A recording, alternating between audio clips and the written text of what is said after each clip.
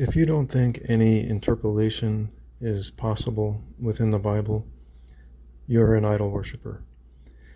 And I'm going to explain exactly what I mean by that, starting with idol worship. So, traditionally, idol worship concerned idolizing a physical thing, right? Looking at a physical object as if it was divine, right? So this could be, some kind of a figure carved out of wood of some god, right? Well, books come from trees too, right? Right, the tree is still cut down and carved, so to speak, chopped up, turned into paper, right? Paper put together, made into an object. And that object, that book, has been idolized. It's been considered divine. It's been said that this is literally the Word of God. They'll say, oh, Jesus is too, but so is this book, right? And all of the people over all of the centuries that have put this book together, edited this book, done various translations, added text, removed text, all guided by God's hand, right? And everything in there is supposedly, quote unquote, God breathed, right?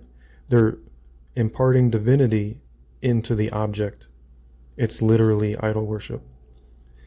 Additionally, believing that no interpolation is possible within that book, is just another element of this idol worship. That doesn't make any sense, right? From a historical perspective, like from an academic or scholarly perspective, we know interpolation of ancient texts is, fairly commonplace.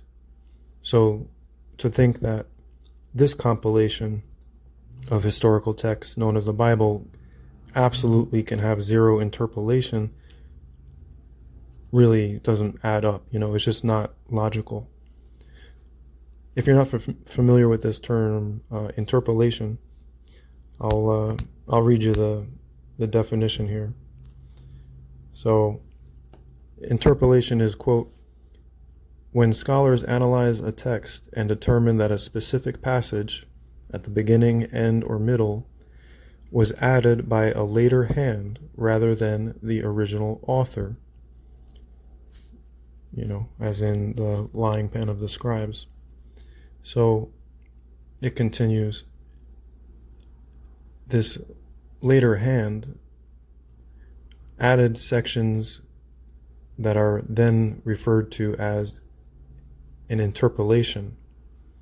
So the process of identifying and analyzing these additions is known as interpolation detection. And scholars will use additional terms in this context, including gloss, which is when the later hand, the later scribe, added a note or explanation to a text, but then it is incorporated into the main body of the text. And this is exactly what I was talking about in my talk on Psalm 51, on the verses 18 and 19 there, that are actually, admitted to be an interpolation in some Bibles, right? I showed the footnote where in that Bible, in that Oxford Bible, it says, yes, this was a later addition, right? So they're saying it's an interpolation. These later additions, of those verses in Psalm 51 were to support the blood sacrifice atonement soteriology that was not supported by the previous verses in Psalm 51. Another way that interpolation is, reasoned to exist is by inconsistencies, right?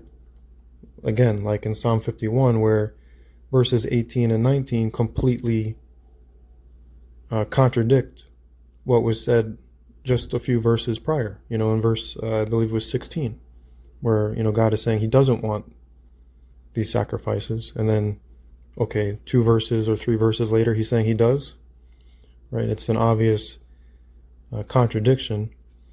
It's an inconsistency. But in most commentaries, or if you ask artificial intelligence, for example, which is just mainly designed to support mainstream narratives, it'll never propose that, an interpolation could be the problem. They say, oh, scholars, say there's these other explanations, which don't satisfy anyone. They shouldn't satisfy anyone intellectually. They're just these hand-waving explanations that don't sound very intelligent, right? Because they're not. They're just ignoring the fact that this clearly matches what interpolation looks like, right? So here I want to give you another example of what I believe is a clear example of an interpolation in the Bible, and this can be found in Hebrews chapter 11. So in Hebrews chapter 11, there's a lot of discussion of the topic of faith. But there is something that strikes me as odd, and actually has struck other scholars as odd, so much so that if you look at any commentary on the book of Hebrews, they'll talk about something they call the Sarah problem. So what is the Sarah problem? Well, it's this. In Hebrews chapter 11, verse 11, it reads, "By faith even Sarah herself received ability to conceive, even beyond the proper time of life, since she considered him faithful who had promised." End quote. Right? So God promised that she'd have a child, and she did. Promise fulfilled. But then, in later verses that also happen to include an additional note about Abraham and his supposed offering up of Isaac as a blood sacrifice to God, right? As another example of faith. Even though Abraham was already mentioned, it's like, and also, let me not forget to mention, that when God asked for Abraham to murder his own son, that's also an example of faith. Don't you forget, just like at the end of Psalm 51, verses 18 or 19 are added on, like, but don't forget, blood is still the way. So in verse 13 of Hebrews here, it reads, "All these," meaning all the people just mentioned, "all these people died in faith without receiving the promises." And it's like, hello, right? Sarah obviously received the promise. And if you can do this. Ask artificial intelligence about this. Be like, so, in Hebrews chapter 11, verse 11, Sarah receives the promise. But then in verse 13, it says they didn't receive the promises. And just look at the, virtual hand waving that's going to come your way, right? It's just ridiculous. You're going to get, reference to all these scholars that talk about complete versus incomplete promises, as if the birth of the child wasn't a complete answer. I mean, it even says in the verse itself, right? She considered him faithful who had promised, right? Like, you really got to be intellectually dishonest to not recognize this as a clear contradiction, right? And it's so blatant that they have to address it. And like I said, it's even called the Sarah problem. But rather than recognizing what the actual solution or answer to this problem is, that it is an interpolation, right? That these other verses that follow are an interpolation, they'll go, through mental gymnastics, trying to, never depart from their beginning premise, which is that there are zero contradictions in the Bible, right? Because it's this inherent word of God. So they're looking at everything through the lens of idol worship to the point where they just sound stupid, right? This is where otherwise intelligent people say stupid things because they refuse to just be intellectually honest and consistent and recognize, an obvious contradiction, an obvious interpolation. And just to prove my point further, for anyone that isn't suffering from this delusion of idol worship of the Bible, or anyone that maybe, is capable of breaking free from that, one of the ways that interpolation is detected, right, is through contradiction, right? So another problem with the gloss of that additional note about Abraham, willing to sacrifice his son, i.e. murder his son on an altar, is that it contradicts other parts of the Bible where God clearly does not want that, right? So, for example, if you turn to Micah chapter 6, verse 7, it reads, quote, "Does the Lord take delight in thousands of rams, in 10,000 rivers of oil? Shall I present my firstborn for my rebellious acts, the fruit of my body for the sin of my soul?" And then verse 8 says, "No, he has told you, man, what is good, and what the Lord requires of you, to do justice, to love kindness, or to love mercy, and to walk humbly with your God." End quote. Right? And again, mainstream Pauline Christians hate these verses, right?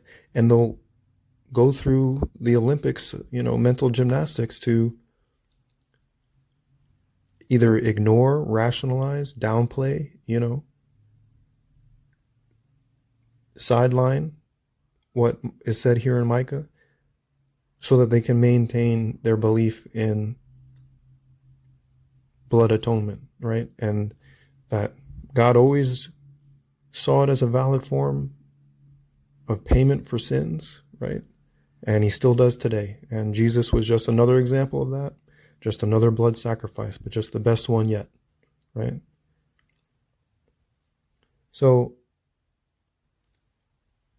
this idea that God asked Abraham to offer up his firstborn son, right? It literally exactly the same that is being discussed here in Micah chapter 6, verse 7, right? So, obvious contradiction, right? Also, John 10:10, the thief comes only to kill, steal, and destroy, right? If I said that in the right order, I'm not recalling at the moment, but those are the terms, right? Steal, kill, destroy. And the word kill in the Greek is thuo, which is referring specifically to sacrifice. It's referring to specifically sacrifice on an altar, right? The murder of an innocent being as a sacrifice to a god is exactly what the word kill means in John 10:10, which is Jesus talking about the devil, about Satan. So how could it be that Satan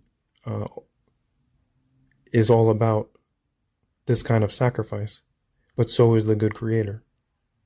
Right? Obviously a contradiction. And that's why Pauline Christianity doesn't get into the Greek on that kill word. Right? They don't talk about thuo. Or if they do, I'm sure it's just, again, full gold medal level mental gymnastics and hand waving. That makes, no real sense. Jesus also quoted Hosea 6:6, where God says he requires mercy. He wants mercy, not sacrifice. So if he wants mercy and not sacrifice, why would he ask Abraham to sacrifice his only son? right? It doesn't make sense. And that's just the intellectually honest and, rational conclusion to come to, is that there are these contradictions, most likely due to interpolation within the text. And this book is not divine. It does contain, some crucial truth and wisdom, but it also contains a bunch of lies and contradictions and nonsense. That's the rational conclusion to come to. And I hope this analysis here helped make that more clear for you.